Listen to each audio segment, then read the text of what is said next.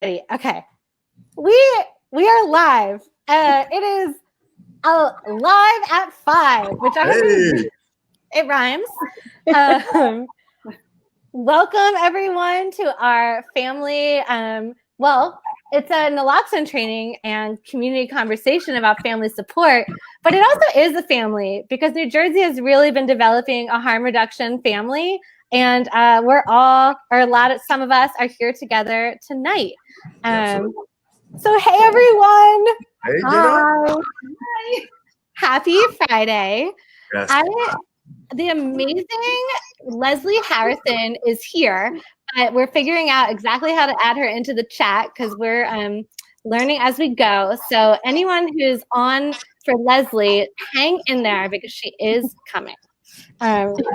So to kick us off tonight, I wanted to say just what we're doing here. What we're doing is, as Caitlin says so powerfully, overdose is a very serious and real thing that we are living with in our state, experiencing for ourselves and for people we love. And so we wanted to take some time to come together. We've been hearing so much from families on our naloxone distribution line.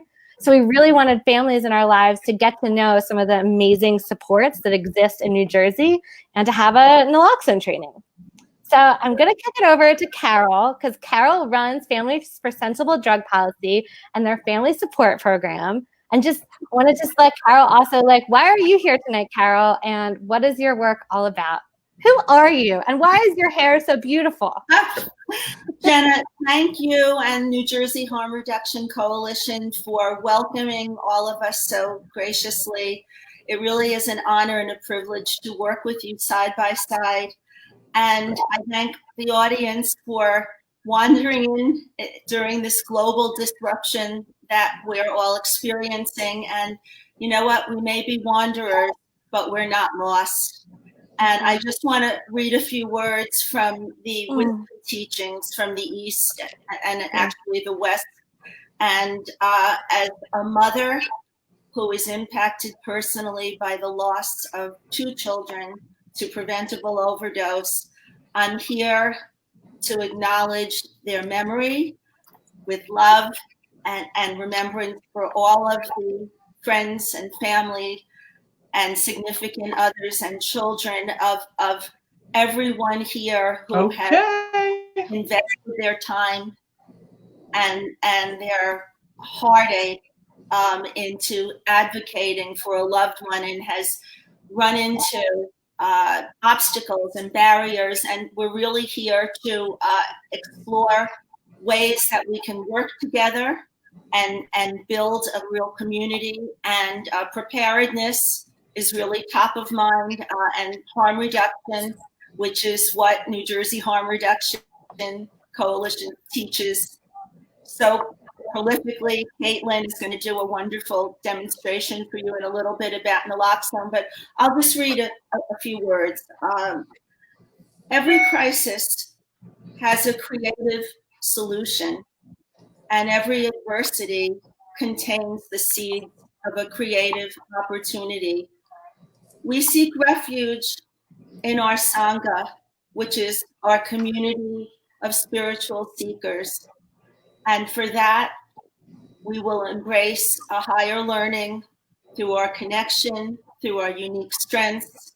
And family drug support is a non-judgmental, non-directive support for families who are impacted by substance use. It is informed by harm reduction. It doesn't give you advice. It listens, and it lets every family determine what is comfortable for them and how they want to honor their own boundaries and their own expectations. And there is not one answer. So I look forward to learning today. I look forward to inviting your questions. And in the coming days, while we plan for meetings that would be in person, that we could hug and touch and do all those things, for now we're virtual, but I hope you feel the love nonetheless. Thank you for being here. Absolutely. Thank you, Carol. I'm really honored to be here with you and everyone tonight. want to kick it over to Eddie and Caitlin Thanks, Carol. to ask you what brings you here tonight. I'll start with Eddie. And just a little, for the folks in the crowd, like live with us tonight, like who you are and why you're here for this conversation about naloxone and family support. Absolutely. Carol, that's a hard act to follow. I really appreciate those words you gave. I really needed that. With my agency, we've been going through a lot. We've been losing a lot of people, and it's just been rough lately. So that gave me some calm that I need for today. But my name is Eddie Frierson. I am the statewide harm reduction manager for the Hyacin AIDS Foundation. Under that umbrella, we have 3 syringe access programs that I actually run. There's a mobile site in Paterson, New Jersey. We're set up at the 18th Street where the Walgreens at. We're right inside of that parking lot, which is a great location for us. Get a lot of activity there, so we need to be there. We also have a fixed site in Jersey City. It's 48 Fairview Avenue. And we have another fixed site in 849 West 8th Street. Why am I here? I can be here all day. I can talk about this all day, but I'm here to be around wonderful folk like you all here. Also to be educated and to get some feedback on things that I might not have the privy to establish myself. I was never one to act like I know it all. So some further education for others, I love to get that. It's a personal stake for me. I think I mentioned this before. I'm from Jersey City, and I've seen what substance abuse did to my community. I lost loved ones. I lost my uncle to this war. And it's funny how to come back in retrospect. I didn't know anything about services as such. And now I'm actually doing the work. So I'm really proud of that. And that's why I continue to do the work. So thank you for having me here. And I'm excited to be here with you all. I wish that I could heart my finger, that. And it's hard not to be physically present right now, but I'm really glad that you're here with us tonight, Eddie, for a billion reasons. One of the many is so that folks here with us tonight can also see the human and the drive and the passion and the thoughtfulness behind 3 of our state's harm reduction programs, because so many families have asked about how do we access these supplies or how do we talk about harm reduction with our loved ones. And Eddie is one of the people that is making these happen in our state. And so I'm really glad that you get a chance to get to know him tonight. Thank you all. And beautiful feminist partner in harm reduction, Caitlin O'Neill. Hi, everyone. Jenna and Carol and Eddie and Leslie, who is going to hop back on with us soon. Really grateful that we're all coming together today. I think this is such an important topic. I'm here, like Eddie said, to learn, because I feel like every time I talk to everyone in this group, I learn something new. I'm here because harm reduction is incredibly important to me. People who use drugs are incredibly important to me. The rights, the health, the dignity, and the humanity of people who use drugs is very important to me. I am a former injection drug user. I am the co-director along with Jenna of New Jersey Harm Reduction Coalition. And I really believe that overdose is an issue for everyone in this state. It gets racialized and it gets classism affected to it, but it can affect everyone in the state. The overdose crisis was going on a long time before it touched white communities, and it's something that has needed a solution for a very long time. I'm also super pro syringe exchange. My experience with them came from using one and seeing the amazing things that can happen over at NJCRI back in the day. I think that it's really important. I do get a lot of questions from family members of what can be done? How can we get naloxone? How do I use this naloxone? Why is it so expensive? There's so many questions. And personally, overdose has impacted me. I lost my former partner to an overdose in 2014. I lost a dear friend the year after that, and have lost many, many dear friends since. And just ready to find some solutions and spread the solutions, right? Like not just find them, we know they exist, but to talk about them and to talk about ways that we can care for each other and care for the people in our lives who use substances, who are just as worthy of that care. Definitely.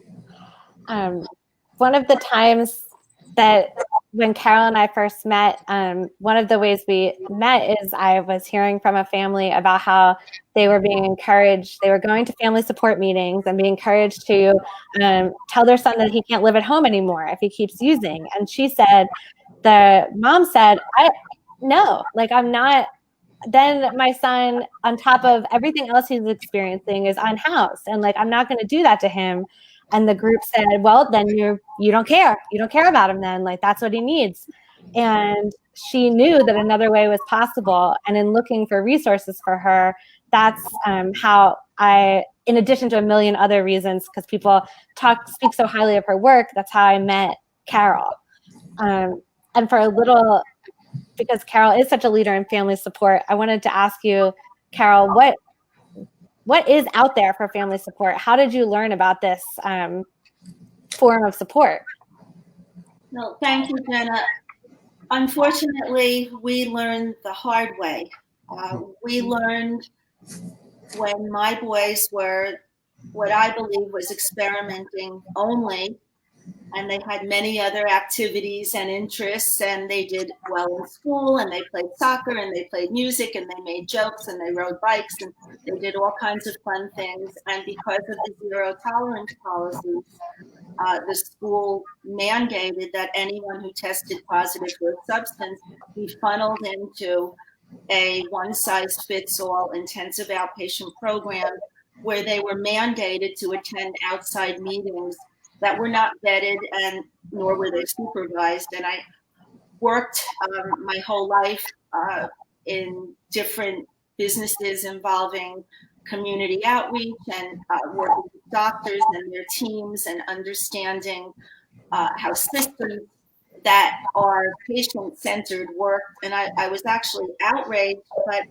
I was really shamed, like so many of the other families. You know, we were told we were enabling and we were codependent, and it was a very terrifying moment where all of the conversations became about the drugs. And subsequently, we wound up sending our two boys to Florida for a decade.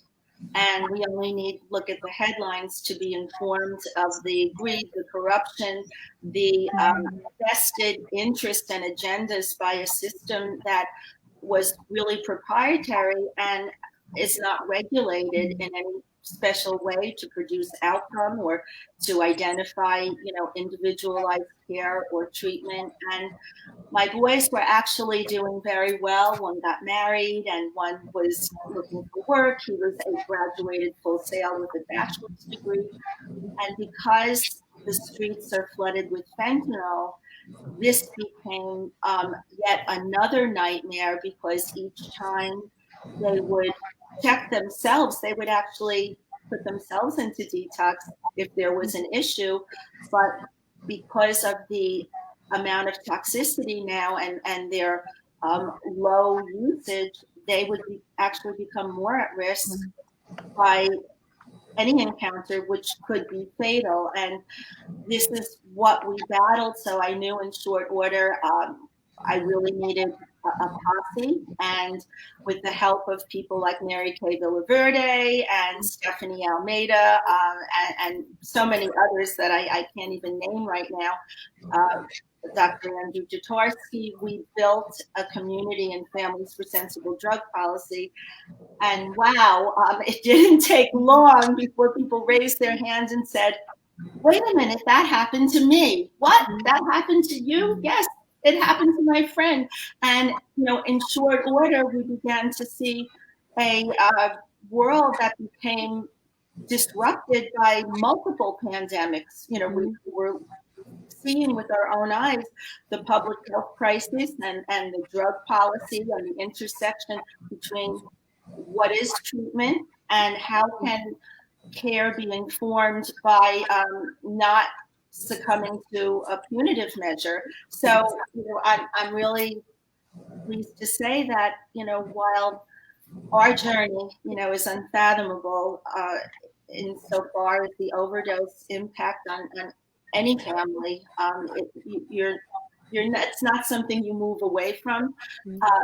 We are finding solace and comfort in moving forward towards our advocacy. And again, this is the moment of preparedness, and harm reduction has wonderful teachings from, what Caitlin referenced about syringe exchange, to safe consumption spaces, to understanding that someone who may move away from injecting, more dangerous drugs and maybe using cannabis as an alternative, doesn't have to be abstinence. It's a process, just like any other complex biopsychosocial condition where choice and preferences and history is a factor. So we're here to explore different opportunities for healing, and family drug support is the vehicle for that. And we look forward to bringing it online so that everybody can share their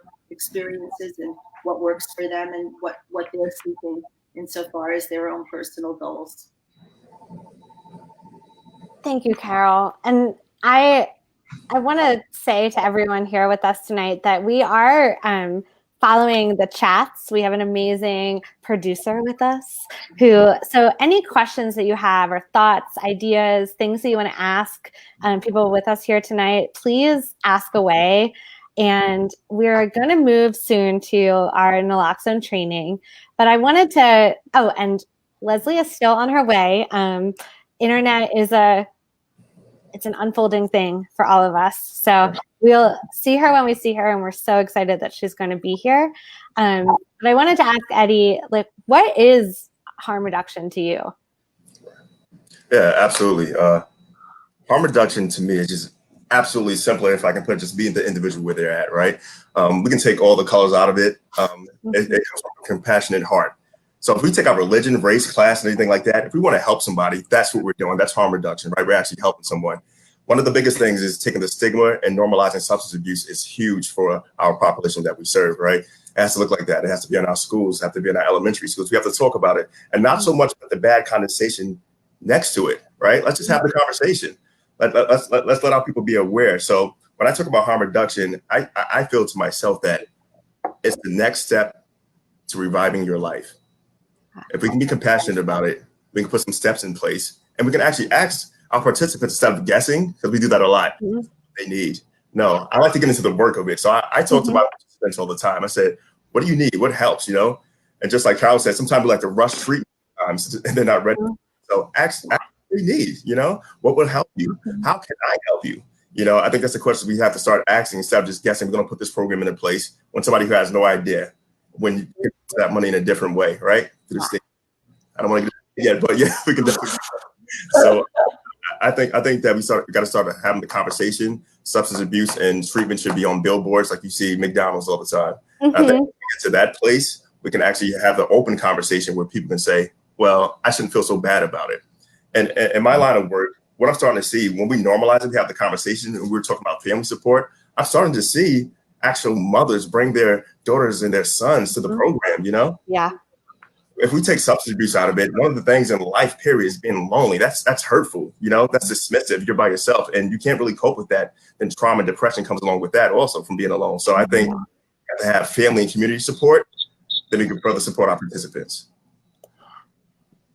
I was so moved to hear about parents and children, parents supporting their children coming to the programs. I love how you replaced the idea of treatment with the idea of support, person-centered support. What do you need? What do you want right now?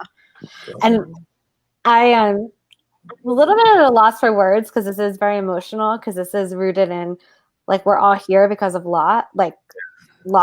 And I'm really happy. That's a great time to have Leslie's just radiant being pop onto the screen, because Leslie is a bereavement support and grief counselor, in addition to a marriage and family therapist, in addition to like deeply invested in individual and community substance use supports that meet people where they're at.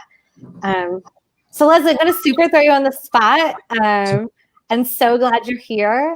But we were just saying what harm reduction means. Well, Eddie was sharing what harm reduction means to him in the lead up to Caitlin's naloxone training. I would love to hear from you as well, what harm reduction means to you, or why you are here for harm reduction. So harm reduction is near and dear to my heart. I've worked with addictions for many, many years, but no one ever agreed with me when I said some people just can't stop. And since this is a disease, I look at it as the same as hypertension or diabetes. If someone has a high sugar count, you don't tell them to just stop eating carbohydrates and stuff like that. You tell them to back up off of them. You don't tell people that love bacon and sausage with that are stroke victims or potential to be stroke victims. You don't tell them to just stop eating the nitrates that are found in pork and other meat. You ask them to cut back until they can do without. So I feel that we should be approaching addiction in the same way. We can't keep asking people who keep coming back to treatment to just stop. The abstinence is the only way. We have to show them how to do behavioral changes so that if it comes down to this, they can live healthier lives. And I would rather you use whatever you need for to sustain life than for you to always be chasing that ultimate high that you wind up overdosing. So my whole thing is to learn more about harm reduction, more methods, so that I can give this information to the faith community, because a lot of people will come to the faith community to get information, and most faith leaders know absolutely nothing about addiction. But I'm going to pray for you. You should be healed, and you should be able to live without this drug. So we all know better. So that's my purpose. I am so here for your purpose, and I think that our state and the world needs that purpose, because I imagine that if you have seen for years, like, wait, no, this abstinence like method does not work for most people, that you must have felt pretty alone in that for a long time, and seeing the damage that can cause. Yeah, and I want to add too, Leslie, first of all, hi, welcome. It's so nice to see your face. Good to be here. And also, you had a really good point as you were talking about the abstinence that we know. A lot of people expect that to be, right, the instant results, like take it away. It's not something people should be doing morally, like all these takes on it. But if we think about now what Carol mentioned earlier with the fentanyl poisoning and the adulteration of the drug supply currently, the stakes of abstinence not working are higher than ever. And, where formerly, if abstinence didn't work, somebody might use a substance, or some places will call it relapse, go back to use. There might be some consequences, but now it is with fentanyl in the drug supply. It's a high risk, right? Like we see a lot of overdoses happen. Most of the people I know who have overdose after a time of abstinence that they were really striving for and didn't have a safety net or any other options that they were accessible to them, or that were viable, or that were encouraged by the support groups they attended. And because of that, when abstinence didn't work for them, they didn't make it back to tell us about it. And so I think about that a lot with the points that everyone just brought up. Like the stakes are just one of the reasons harm reduction is so important now currently, is that the stakes are higher than ever with a really adulterated unregulated drug supply in this country, the overdose stakes are high in any substance, right? And especially with opioid users. So I think that's just super important to remember, that harm reduction now is super important, and that's why we're here, right? Great point. Really great point. And I want to, in addition to anyone on Facebook who wants to comment a question, anyone on this community hang video who wants to ask questions of anyone, just it is yours. Or if you want to yell, that was mentioned earlier, by the way, I'm not just bringing that up out of nowhere, yells, dances, feel anything that anyone, it's your space. I think Caitlin, that was a great transition to a quick naloxone training, because we know that opioids are in, as Caitlin says, if you did not get it from the dispensary, then it could have opioids in it. And so that's true with our pressed pills, that's true with our cocaine. There's opioids in a lot of our drug supply, so naloxone is essential. I just want to give everyone a chance, or Carol and Eddie, I guess, from a parent perspective and a seeing what's happening across the state perspective, why does naloxone training and naloxone distribution matter? We'll start with you, Carol. Well, it's crucial. It matters because it's a response to life-threatening conditions that is creating a pandemic within a pandemic. We are in a public health crisis. The numbers are surging. And not only do the families need to be prepared, but it needs to be expected among health professionals, among hospitals, doctors on the front line. No longer should they turn people away and let them be accused of doctor shopping. They should counsel them, the family, to talk about naloxone.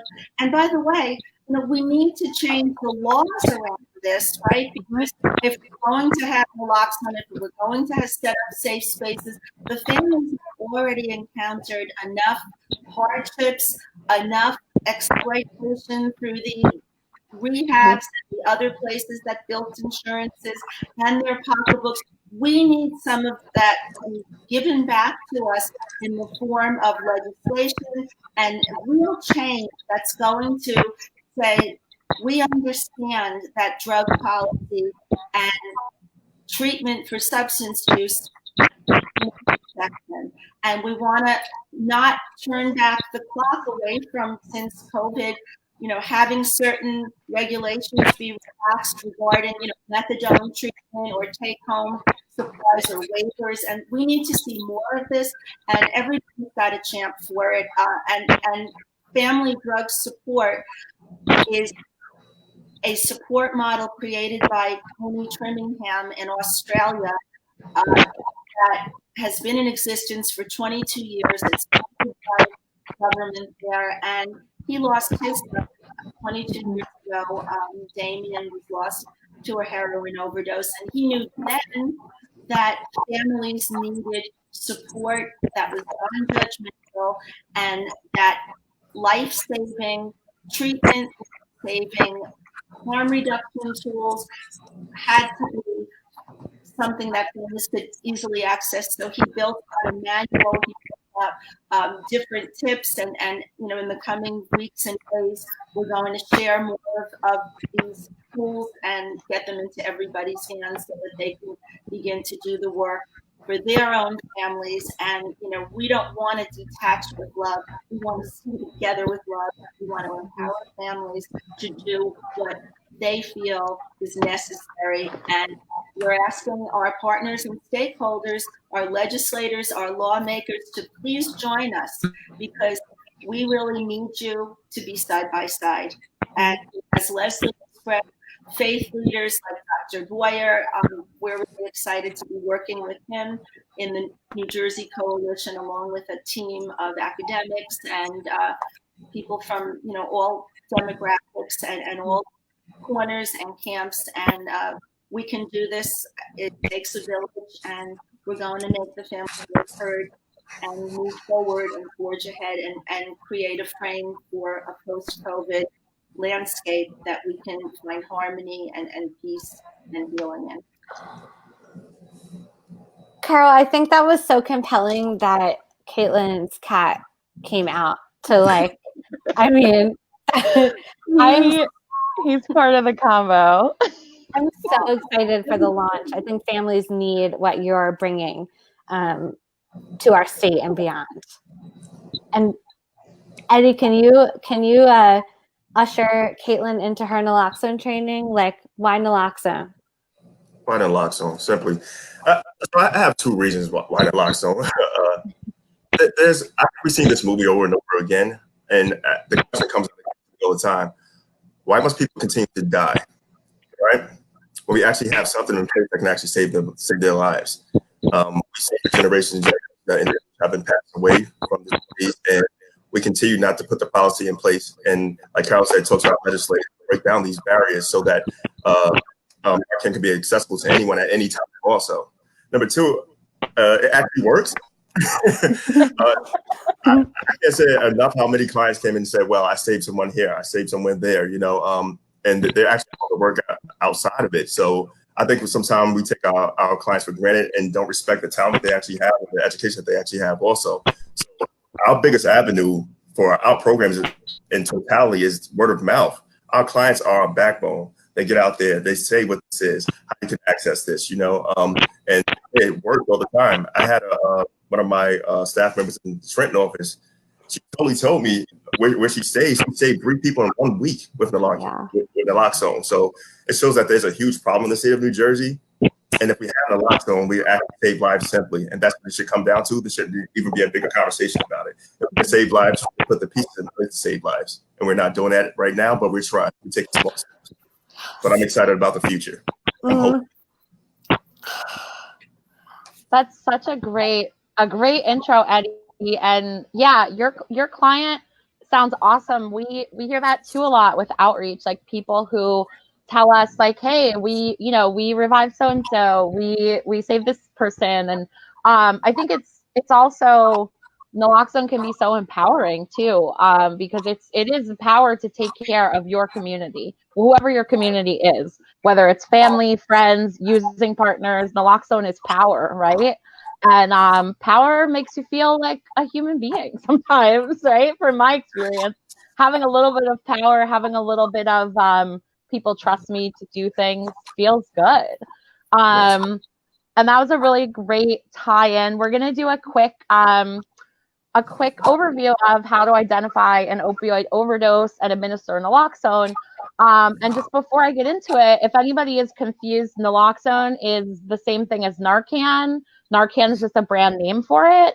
When you see it in the nasal spray like this, that's Narcan. The medication inside of it is called naloxone. And we do have, right, if you go to one of Eddie's harm reduction centers in the state, or one of the 7 harm reduction centers, you will get a nasal Narcan kit there, free of charge, right? You just got to do a little reversal training. We want to make sure you know what you're doing, but the training is super quick.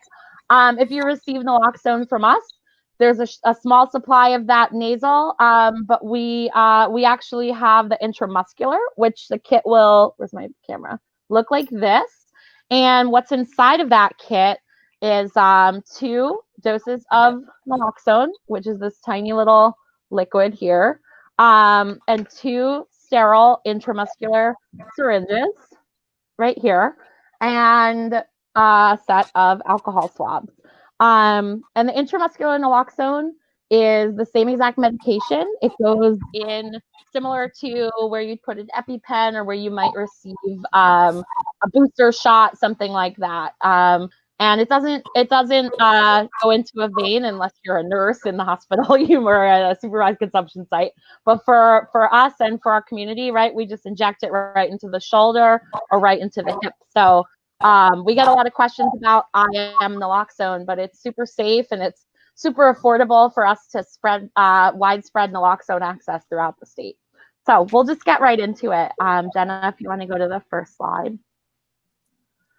So what is happening, right, when we say opioid overdose? When an opioid overdose is occurring, this is a great graphic from the National Harm Reduction Coalition.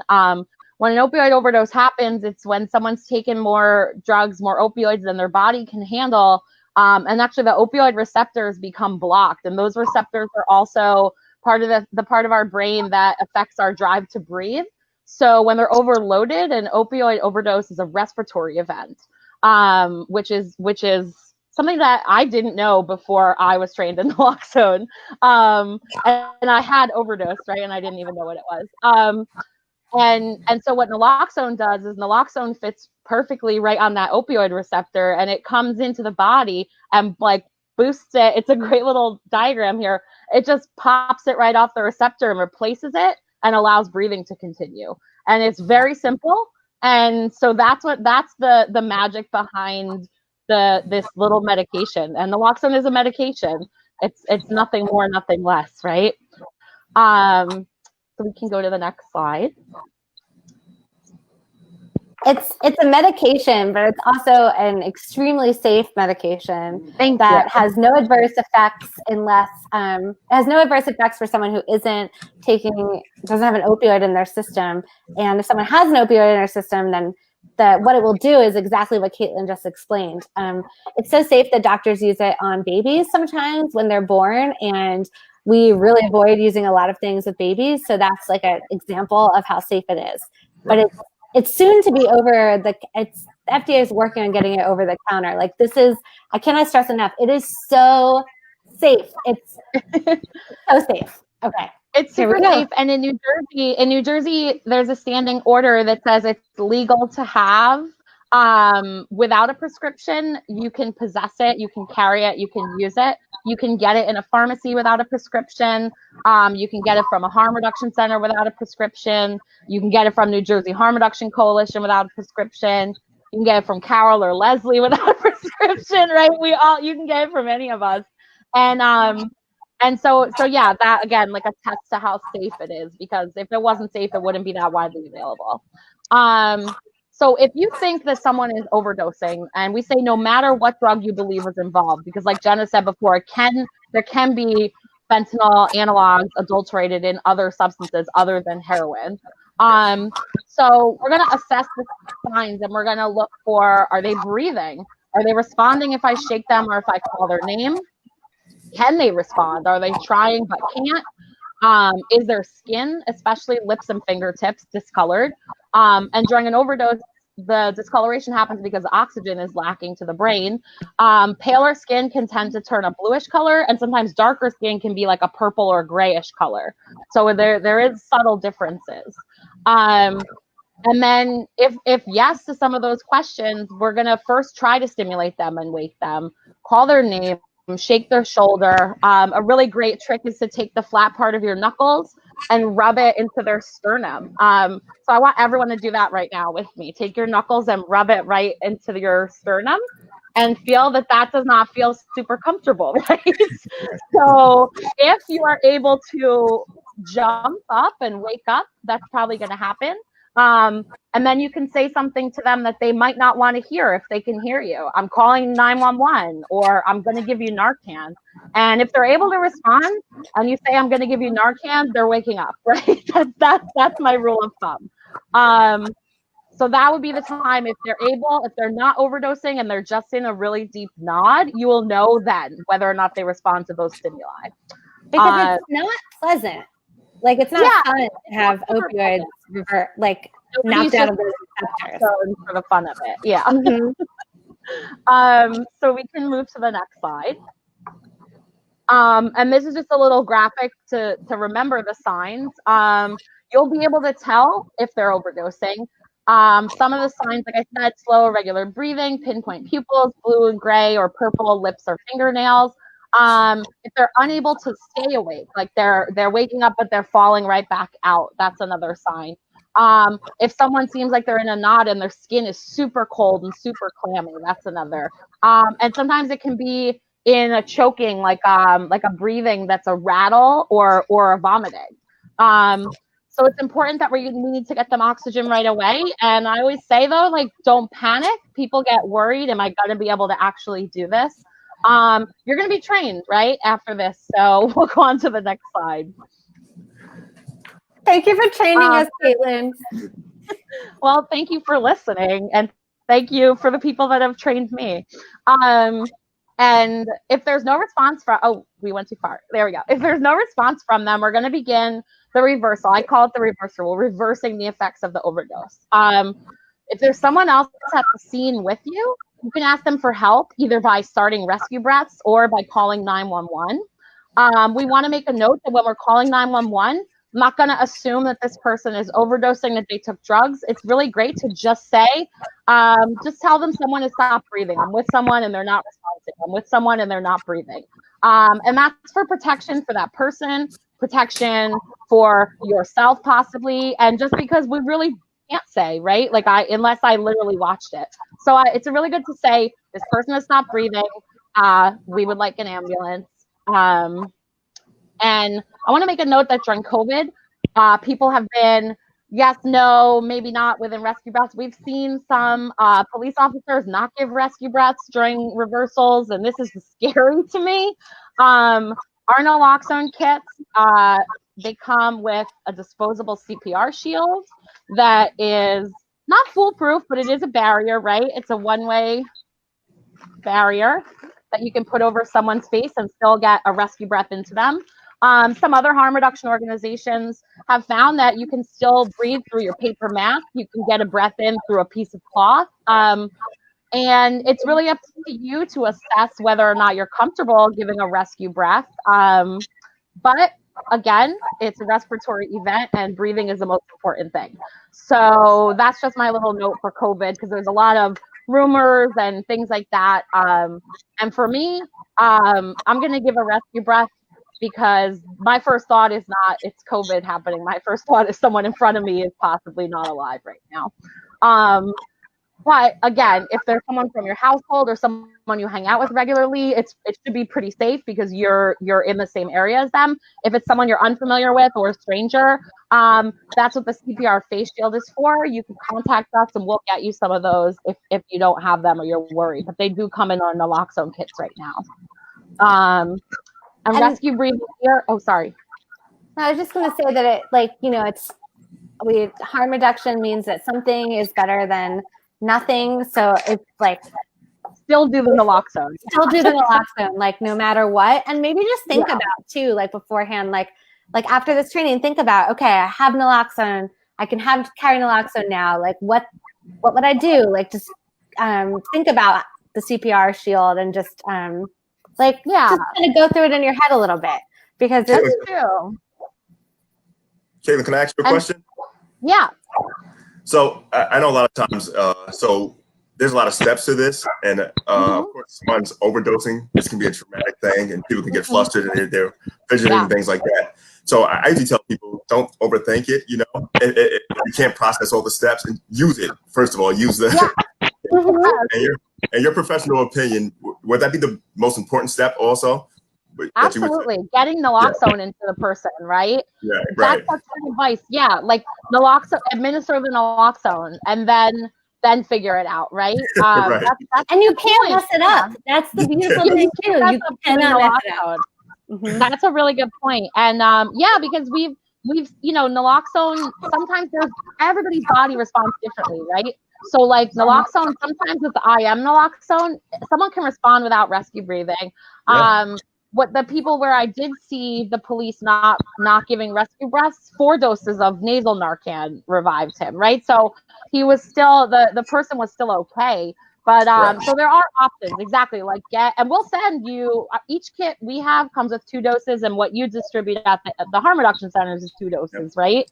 And we can always give more. We have the ability to give you more. So we would rather that you have the Narcan.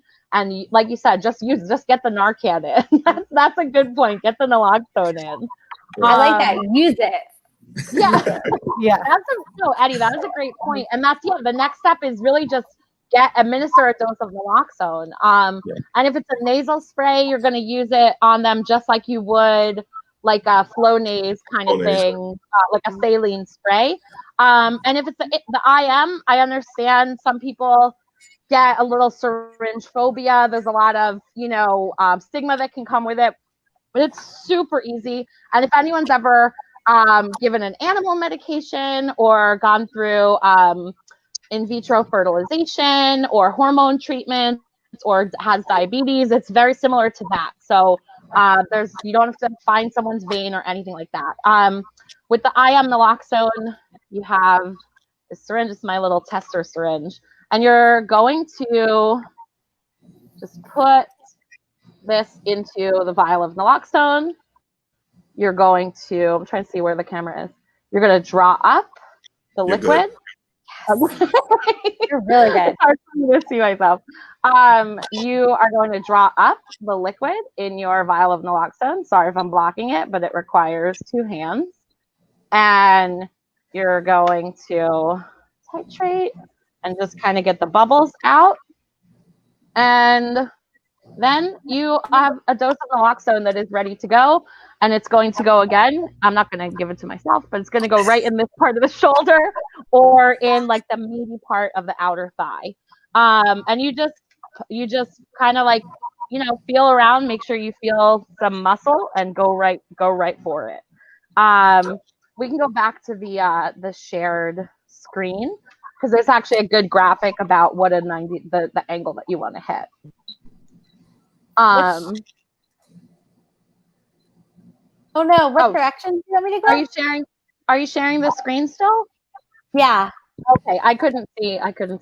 No, that one's perfect. So it shows you right there in the angle, the first little small blue and white picture, just a 90-degree angle right into the muscle. And again, you really can't mess this up because someone's already in that perspective. Yeah, and if it's uncomfortable, again, like this is something Jenna and I we do, and we talk through it with people daily. So we're more than happy to give you a personal talk through with it, and so will the people at the Harm Reduction Center, just in general, right? You can pretty much ask Eddie any question you could think of. If someone, I'd say it's wintertime, can you just tell our audience if they can't find those locations on a person, they have a lot of clothes on, 3 hoodies, a coat, is there another location that they should be injecting? Or easier location? That's a really good question.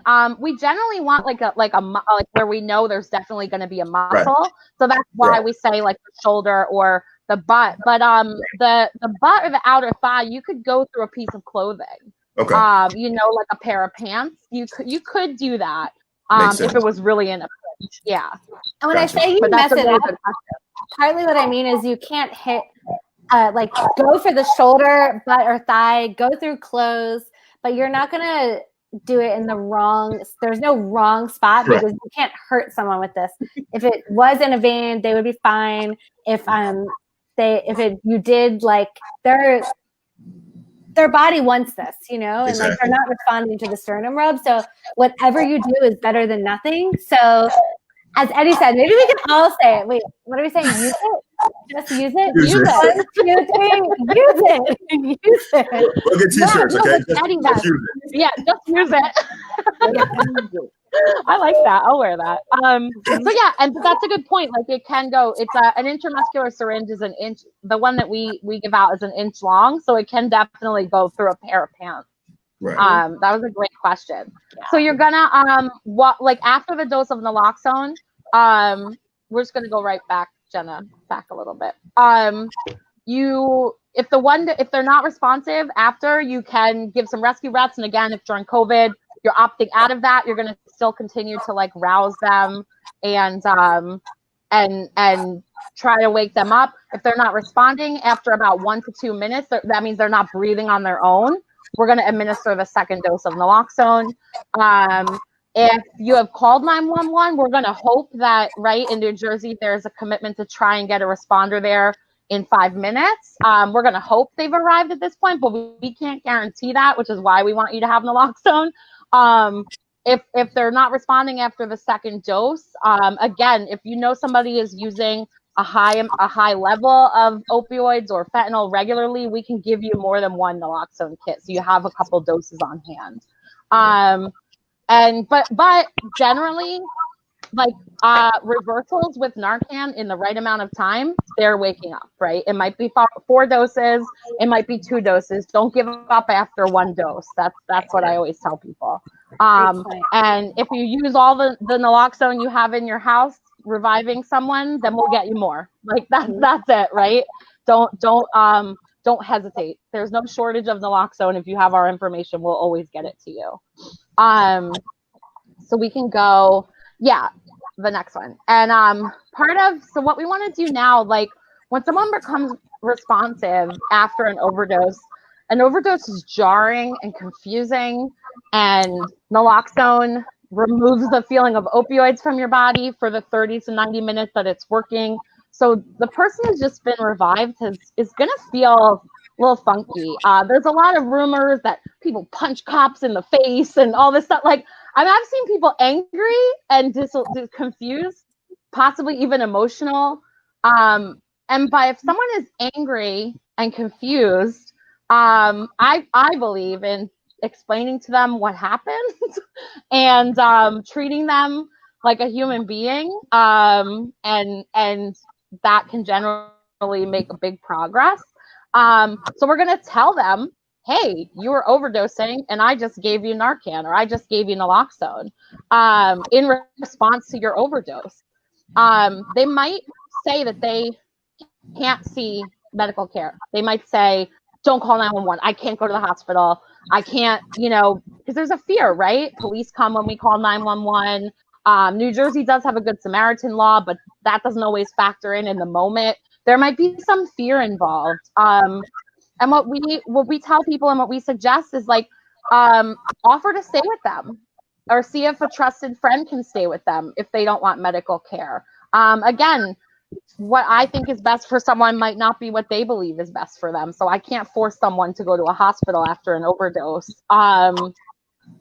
See if a trusted friend or if they'll let you stay with them. Naloxone wears off after about 30 to 90 minutes. And if someone were to use drugs right away, another overdose could occur in that 30 to 90 minutes. Also, we've heard of some really strong cases of fentanyl analogs where in this state, like we've heard locally about some people who have reported overdosing after the naloxone wore off. So like it kind of comes back and hits them again. Not to put fear into people, that's not a regular thing, but it's something that can happen. And it's why we stay with somebody and we just brush them away. So like I said, like people are going to feel a little uncomfortable or a lot uncomfortable. But you can reassure them it's just naloxone in your system. And in 30 to 90 minutes, the opioids are still with you and you're going to feel good, right? Because as a former opioid user, I can tell you that like withdrawal is a thing we fear. Withdrawal is why we use, right? We don't want to be dope sick. And you can let them know you're only going to feel sick for about max 90 minutes.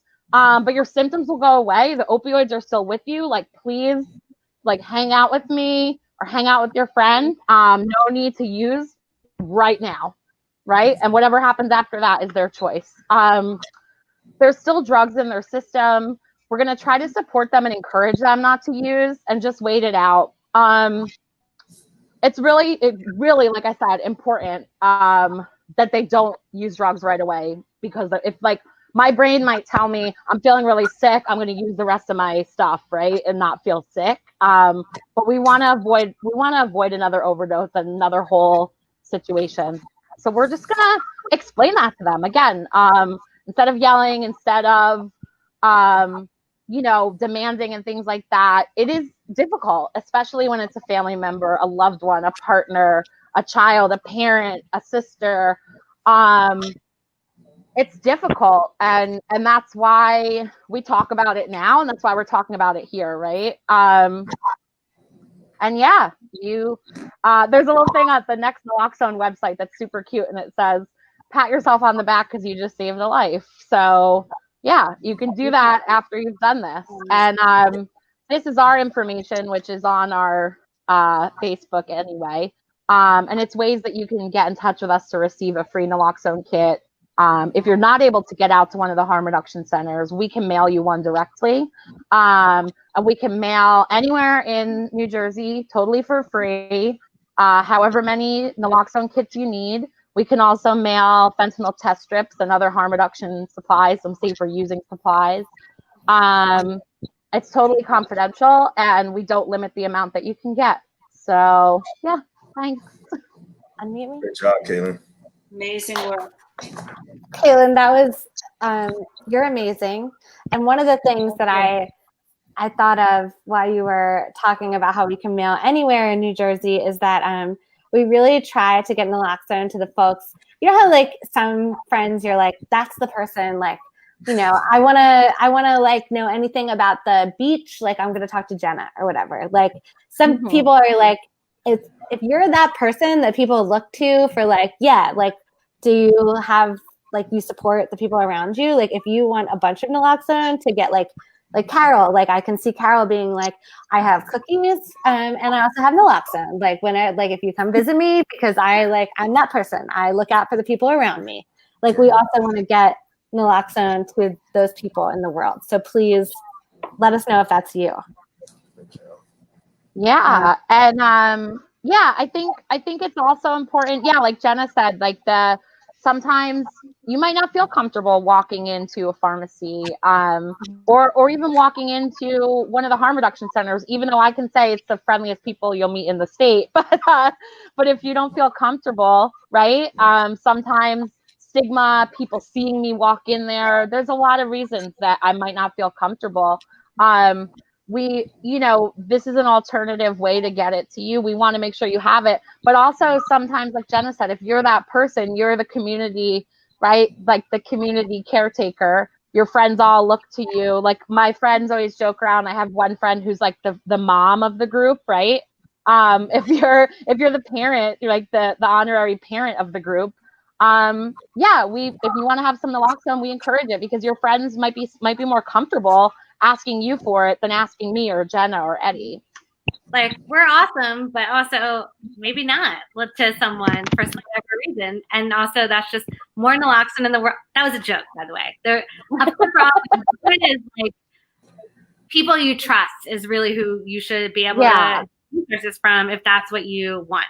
And I want to just, because we have about 5 minutes left, I want to make sure that the amazing humans who are here with us on Facebook, please ask any questions you have and leave them in the comments. And okay, we have a question. Can't someone wake up and overdose again? We talked about that, right? And after the naloxone is worn off, there is a good chance that there could be a strong fentanyl analog that they can overdose again. And again, that's why we stay with somebody. We ask them if it's okay for us to hang out with them for a little bit. And I always think too, make sure that there's naloxone when we leave, right? So if I'm staying with someone for 90 minutes or so, I want to make sure they have naloxone on them when I leave. I don't just want to walk away, because that's something they should have if they've just overdosed. This is a great question. How important is decriminalizing all drugs to our efforts? Carol, you're a member of the Abolish the Drug War Coalition. Well, I can liken it to imagining if you had a loved one who was diabetic and they saw the doctor, and the doctor said, you know what, if you go on a course of exercise and weight loss, and if you eat right and you do all these things, you're going to be fine. And if you don't do it, well, it's Christmas time and you ate some pie, so now you need insulin again, so we're going to charge you criminally for that. I mean, it's just substance use is a health condition, and all of the studies have indicated that whether you want to call it a return to use, a slip, a relapse, or as Caitlin shared before, not everybody is willing or want to stop using for a variety of reasons.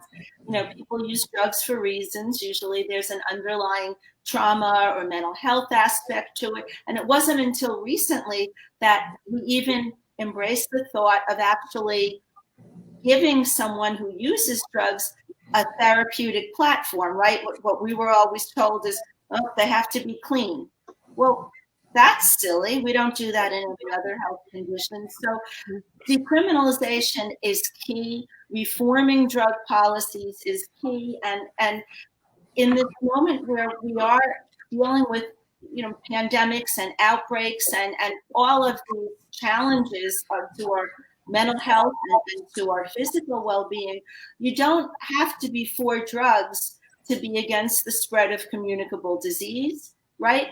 People who use drugs are likely to, potentially transmit COVID if they're not seen and treated in the medical model. And by the way, statistics show that medical models like safe consumption space actually encourages the individual to consider what they might need in the way of support for their life, because it's a lifestyle choice, right? We're all imperfect human beings, and to the extent that we can be partners in this global community of spiritual seekers and truly use our unique abilities and camaraderie to lift each other up in any way we can, or as Jen puts it so beautifully, with radical love. I can't think of a better way to move forward and forge ahead. And I am so grateful, to be among you. Radical That's love is awesome, Carol. Yeah. I get goosebumps when you share stuff, and I know that's because there's that spiritual connection, right? And you made such a good point about safe consumption site, and I want to say, until we get there, right, as we're fighting for those, harm reduction center, a syringe access program in the state is where you can also enter, and people ask you, what else do you want to do, right? Like, do you want to talk to a counselor? How are you, right? Like questions like that. So those supports can exist, until we get to safe consumption site legality and things like that. There are a lot of community supports available to the person who's using drugs by walking into a syringe access program too. The of cannabis is critical, because as a parent, I certainly don't want my child arrested for carrying weed and then driven, into a pipeline where they're in a never-ending cycle of jails, death, and institutions. And we know that this really hits, our Black and Brown communities exponentially harder. The racial disparity in COVID and every aspect of this. So, we're really concerned as families. Like, that's the one hallmark, as you shared earlier, that defines all of us. Eddie, you said it.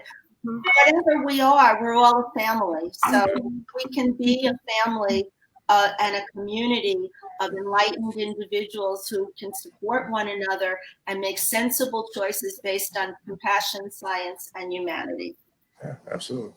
It's so true. I think one really good point I want to add about decriminalizing substances too, is if we think about a substance that is not criminal, right? Illicit substance. I can walk into a pharmacy and pick up some cough syrup because it's going to work for whatever is ailing me, right? That I think I need. And I can look at the package.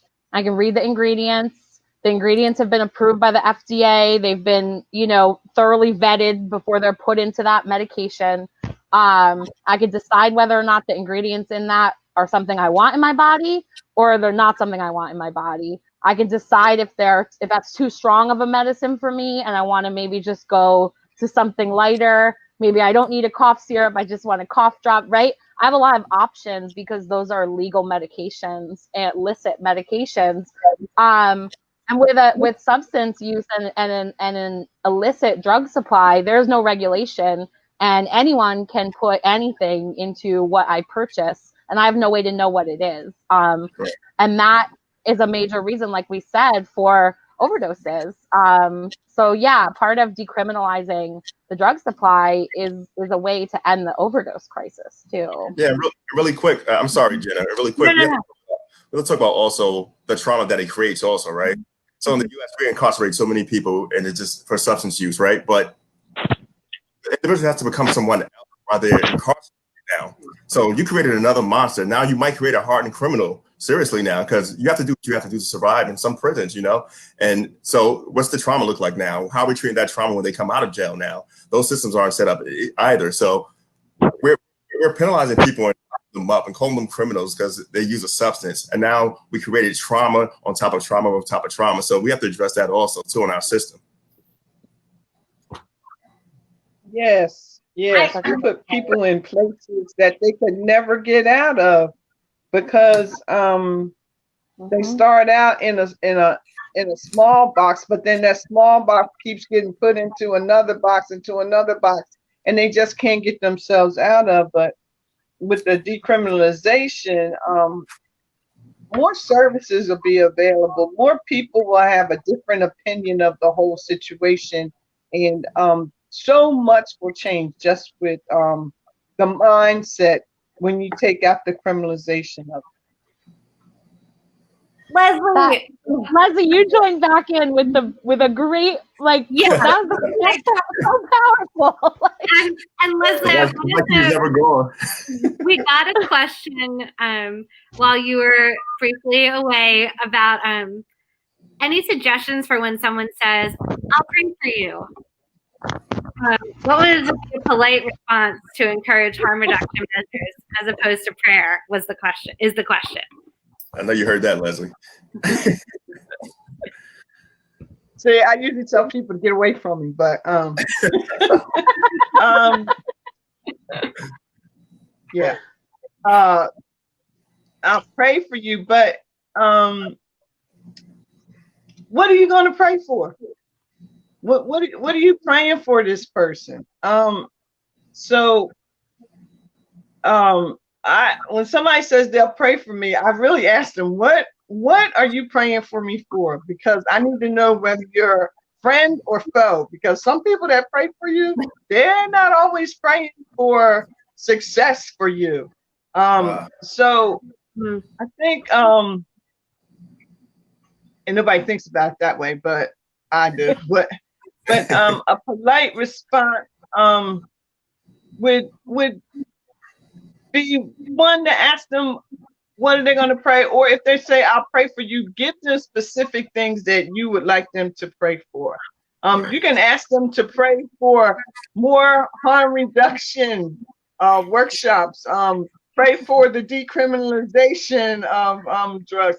You know, you ask them to pray for specific things, because sometimes people think that prayer, yes, there is power in prayer. I believe in the power of prayer, but I believe in praying specifically.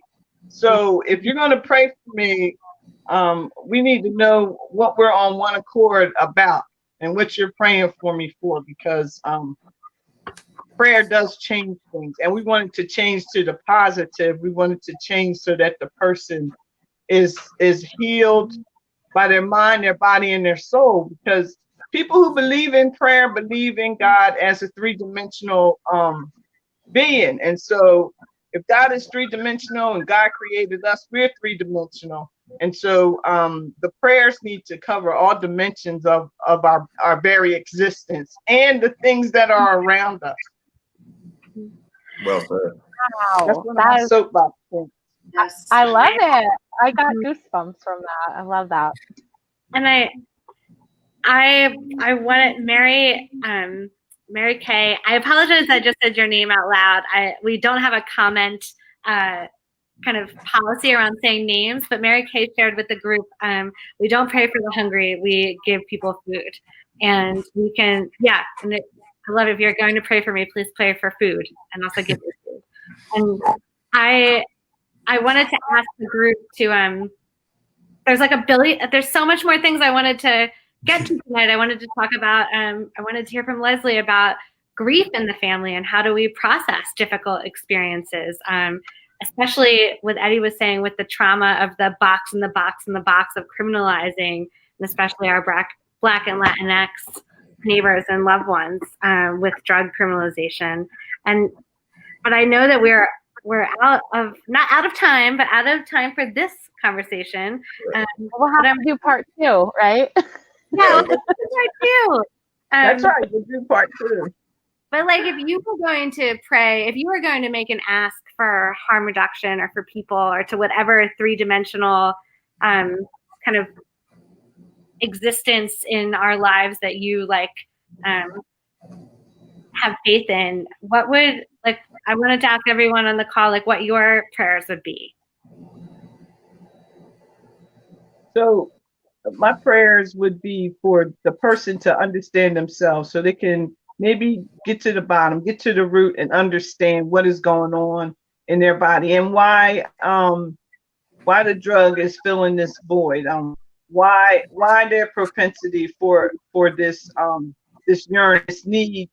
And even though it's a chronic disease, it's still affecting our minds. And so ask for prayer that their economic system changes, and so that they're not so depressed that they cannot get the medication or the help that they need to overcome their depression. And maybe their depression is brought on because of their socioeconomic status. And so we have to work on all of these things. And so I would be asking for food because your appetite changes. I would be asking for housing because you don't have housing. Or if you could have housing, you're not eligible because maybe you're a felon and now you can't live in certain places. Maybe you can't get a job. So, I mean, my prayers are holistic for someone who is suffering with this disease. Is on every it's on every level. It's just so deep that you can't just pray for one thing specifically. You could pray for them not to have the yearning, which people think, for the urge and the need to seek and use the drug, but it's all of us know that it's more than that. And so just have to ask for peace to come into their system, peace to come into their bodies, peace to come into their minds, peace to come into their environment. So once they find that peace, maybe then with the practices of harm reduction, that void won't need to be filled with that specific drug, but other things can bring them joy, and so that they can feel that they're whole, helpful, and a good part of society.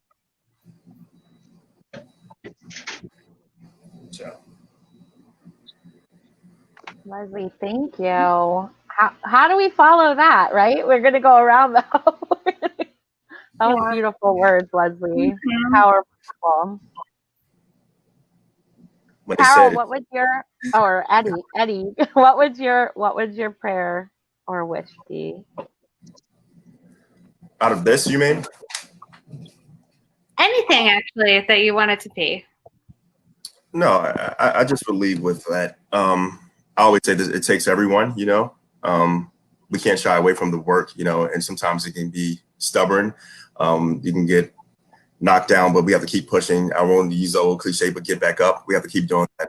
We have to be, we all here, we might have different interjections, but we know what we want to do. We know what we want to accomplish. We know that we actually want to help people and save lives. I think if we have that model set up and that mindset, now we have to put the pieces together to actually do that. And that's our driving force, saving lives, period. And we can move from that, simply.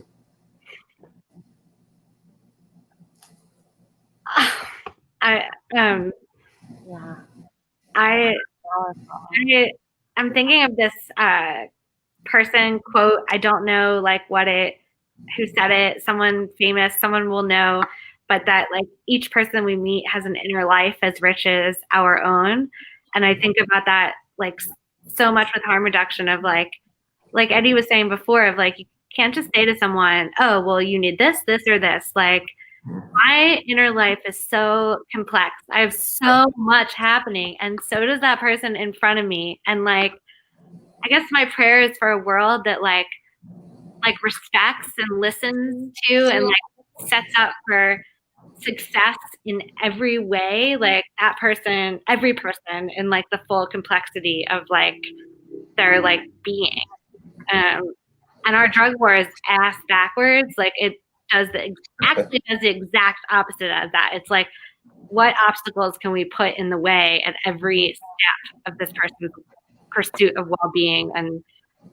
and joy and connection. And yet people still find all of those things despite of it. But I believe we can live in a world where we support one another every step of the way. Great job, Jenna. Good job. I guess I'll follow Jenna. And yeah, I mean, I don't pray. I will say that, and that's okay. But I put it out there, right? I saw it. And what I always put out, and what I want, and what I think would be an ideal thing to experience, is people allowing people to be themselves, to experience their experiences, to let people validate other people's experiences. Stop questioning something. If it's not something you don't know about or haven't experienced, then you need to take that person's word for it, regardless of what they look like, who they are, what you think about their life. Like Jenna said, every human being has a deep inner self and a monologue and dreams and hopes and thoughts and opinions and loves, and you don't know about that. It's the classic can't judge a book by its cover. And I think that my hope and my wish is that people just kind of let down their expectations and their hard exteriors a little bit, and let in a human connection. And you can find a human connection in places where you might look right past a person, right? But that's a human being. And some of my best human connections are with the people that I would never have expected them to be with. And I think that we should let that guard down and allow people to find joy where they need to find it. And if somebody's joy is found in a different place than my joy, that's okay, right? Absolutely. Absolutely. Well said. So well said. I think, Carol, you're going to close us out tonight. And I wanted to say to everyone that prayer in the putting it out there, like writing a note on a piece of paper and throwing it in a puddle or river, like what prayer in the broadest sense of the concept. Well, from my perspective, and as a mom who's lived life on high alert for many, many years, who's accustomed to falling asleep with a telephone in her hand, could wake up on a dime, could get in the car and be 4 hours away, or order a pizza from Marshall's, or whatever it took.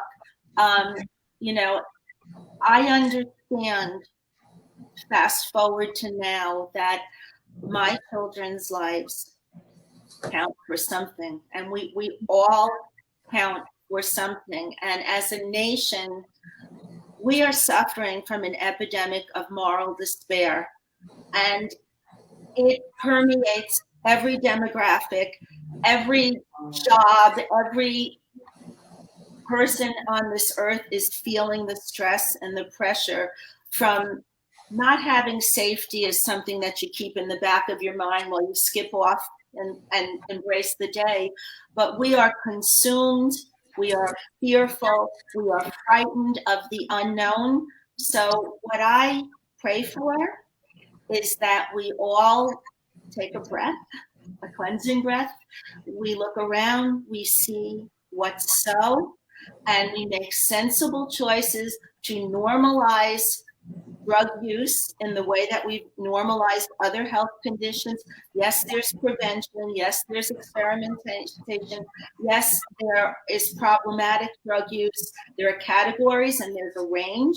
And if we accept the truth as what's so, then we can deal compassionately and logically with medical issues that will keep everybody healthier and safer, because the families and the community will have the support and the funding for harm reduction that we need. So I pray that I see you all again, and that you share your journey and join us in our continued efforts to wander until we seek the truth, until we find comfort, until we find healing that we all deserve.